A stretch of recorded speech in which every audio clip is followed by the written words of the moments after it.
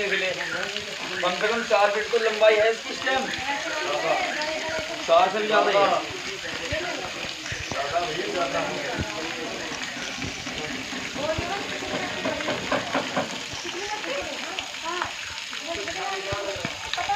वो तो सब मिल गई इसमें, रेत में मिक्स हो गई।